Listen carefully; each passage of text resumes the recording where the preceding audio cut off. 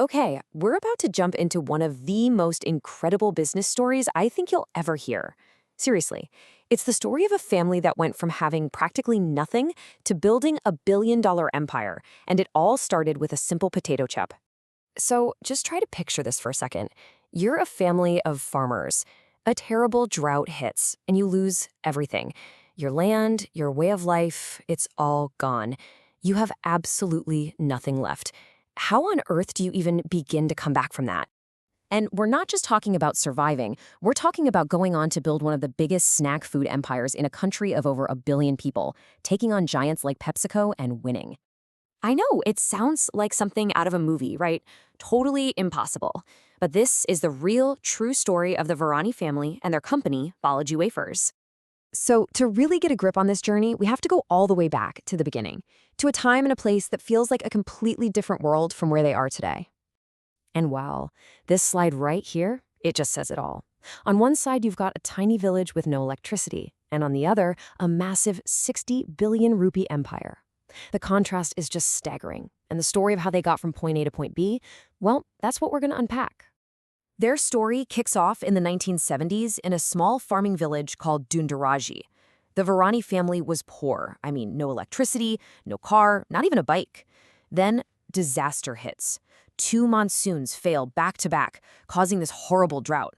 With no other choice, their father sells the only thing the family owns, their land, for just 20,000 rupees. He hands the money to his sons and basically says, "There's nothing for you here anymore. Go to the city, make a new life." So, the three brothers, Bakubabai, Chandubai, and Megjibai, took that cash and went to the city of Rajkot. But that jump from a quiet farm to a bustling city, yeah, it was tough, really tough. So what do? They stick to what they know. They start a little business selling farm equipment, but they had zero experience and a supplier totally ripped them off. In just 2 years, all 20,000 rupees was gone. They'd failed. So now they're at rock bottom, no money, nowhere to go. Chandubai Virani, who only had a 10th grade education, managed to find a job. He became a canteen boy at a local movie theater, making just 90 rupees a month. That's next to nothing. They were so broke that one time they had to literally run away from their room in the middle of the night because they couldn't pay the 50 rupee rent. But here's the thing.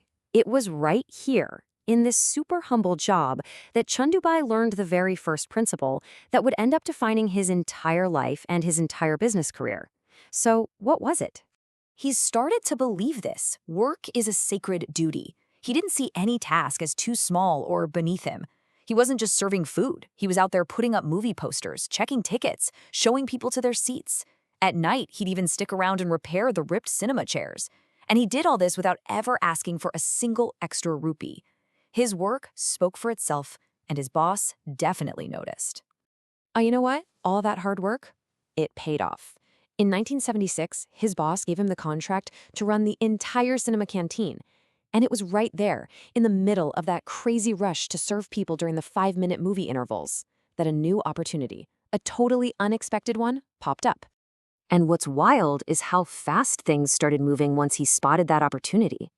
I mean, just look at this timeline. He gets the contract in 76. By 82, he's making his own chips in his backyard. 2 years later, he's got a brand name. And just 5 years after that, he's opening the biggest potato wafer plant in the whole state.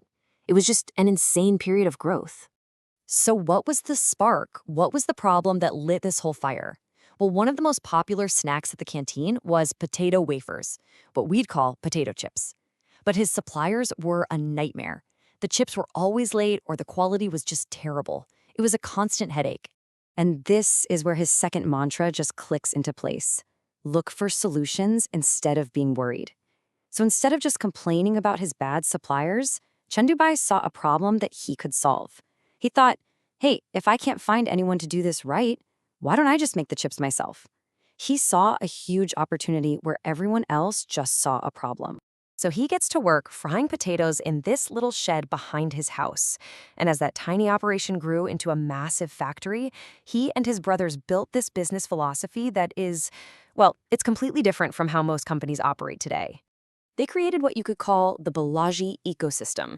See, their goal isn't just to make money. It's to make sure everyone involved is happy. They pay their farmers well and they pay them on time. They give their distributors technology to make their lives easier. They treat their 7,000 employees like family. Get this, with no stressful sales targets. And it all leads to serving customers with awesome snacks that are actually affordable. So you're probably wondering, if they don't have sales targets, what's driving the business? How do they even measure if they're doing a good job? And that brings us to their fifth life mantra, and this one is a game changer. Service, not sales.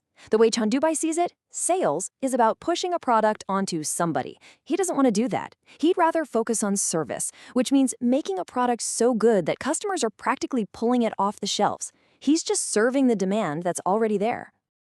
This slide just perfectly nails how they manage their family business. Chandu Pai uses this amazing analogy from two great Indian epics. He says a lot of businesses run like the Mahabharata. They're all about greed, fighting, and conflict. But he runs his family like the Ramayana, with compassion, cooperation, and teamwork. It lets them face every single challenge together as a team. And this whole philosophy of service and compassion and just plain hard work, it's led to success on a scale they probably never even dreamed of back in that tiny village. Let's look at the numbers today, because they're huge. Today, that small family has grown a lot. The company now supports over 7,000 employees, and they really do consider every single one of them to be part of the big Balaji family. And remember that one little movie theater canteen in Rajkot? Well, from there, they've expanded across 14 states in India. In their home turf of Western India, they're not just a player, they are the undisputed market leader. Okay, and finally, here's the number that is just mind-blowing. Remember that 20,000 rupees their father gave them from selling their land? Today, their annual revenue has hit 60 billion rupees. That is a 3 million times return on that initial investment. It's a number that's almost hard to wrap your head around. So when you look at the whole story of Balaji Wafers, it leaves you with this really powerful thought. In a world that's obsessed with funding rounds and aggressive growth, they've proved that there's another way. And it kind of makes you wonder, what if the best, most sustainable way to succeed isn't about chasing profit at all, but about putting people first?